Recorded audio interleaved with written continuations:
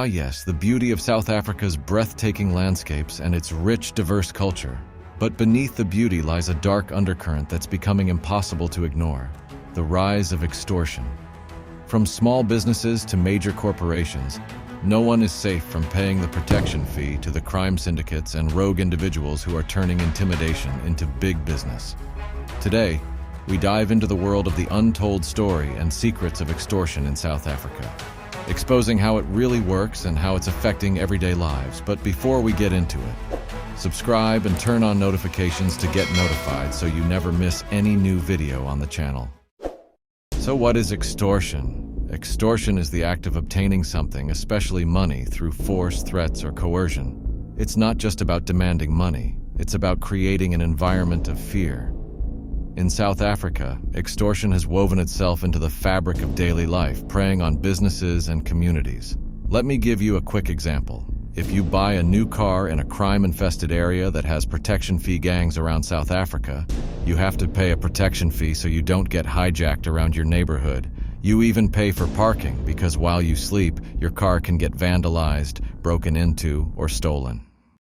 Last week that in parts of Langa, for example, in the Western Cape, where even if you've got a DSTV satellite outside of your house, you pay 190 Rand a week, and if you don't, they shoot you. If you've got anything that let's say, for example, you're parking your car outside your house, then you pay X amount of rands, otherwise they shoot you. And it's just built up to the point where you're actually paying a whole lot of additional taxes to these so-called protection rackets. But who are the key players in this sinister game? It's a complex web involving local gangs, corrupt officials, rogue security companies, and even organized crime syndicates from outside the country. These groups have weaponized extortion, forcing local businesses to pay protection fees or face violent consequences. And we get poor, so that's why we are working so. So that's why we enter, because we are hungry, people are hungry. A hungry stomach, or a hungry, we don't pay every person. Mthatha, a small town in the Eastern Cape, has seen a rise in these protection fee mafias. Not only are they targeting small businesses, but the educational sector as well.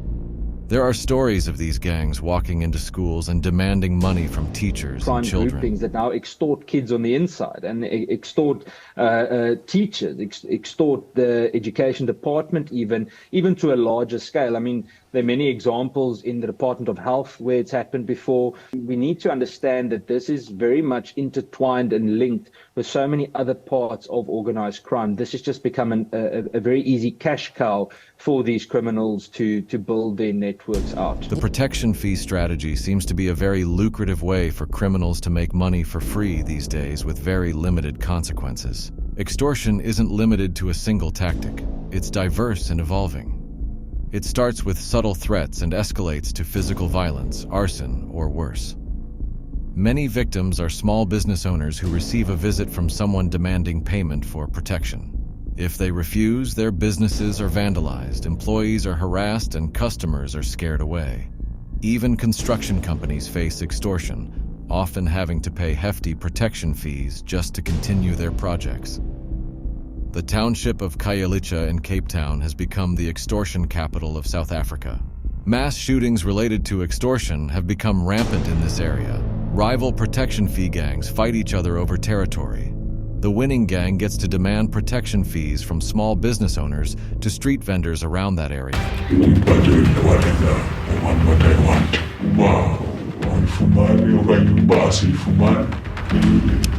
Before, Somali-owned spaza shops were the primary target for these gangs, which was the norm as in other townships around Cape Town.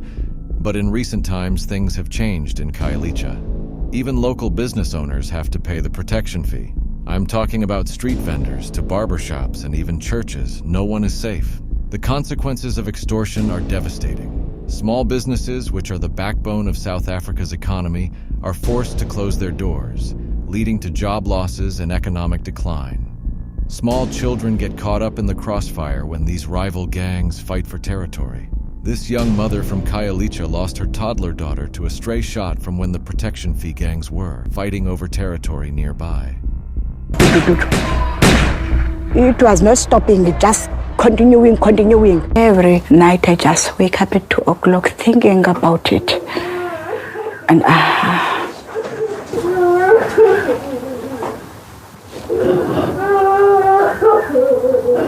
Fear grips communities and mistrust festers as people feel abandoned by the authorities who should be protecting them. In fact, what are the police doing about this? Sebenza nawo amaphoyisa nazo icontacts zawo manifuna uhambe nje alenjonge babavale impila sebenza nawo lamadoda South African law enforcement faces an uphill battle, plagued by under-resourcing, corruption, and sometimes complicity. While there have been some high-profile arrests, extortion cases often go unreported due to fear of retaliation. The few who dare to speak out risk their lives to seek justice. It seems as if some corrupt police personnel are allowing these extortionists to keep doing this. In the Cape Flats, a police officer was found to be involved in these extortion activities. He was rightfully fired, but what happened next was shocking to say the least. The provincial head authority of police rehired him and moved him to another area around the city. Crazy. This only raised more questions and assumptions about the corruption inside the South African police service. Area recently, we had a police officer that was involved not only in extortion but also dealing drugs for a very prominent gang. And once he was sacked, unfortunately the provincial officer overruled the sacking and just transferred him to another part of the province. So again, I keep on coming back to corruption and discipline issues in this protection fee shenanigans has been going on for quite some time and has been escalating gradually. However, the head of police, Fanny Masemola, has spoken on the extortion in the country. In other provinces, just this week in KwaZulu-Natal, 6 of extortionists that were fatally wounded in a shootout with police in Durban. In the previous week, 4 extortionists were also fatally wounded during confrontation with police in the Western Cape. In Mpumalanga, there was also one that was fatally wounded in Korafontein engaging with the police. But I feel like talking isn't enough. There needs to be a plan of action on the ground happening in real time. Because at this point, the protection fee situation is out of control.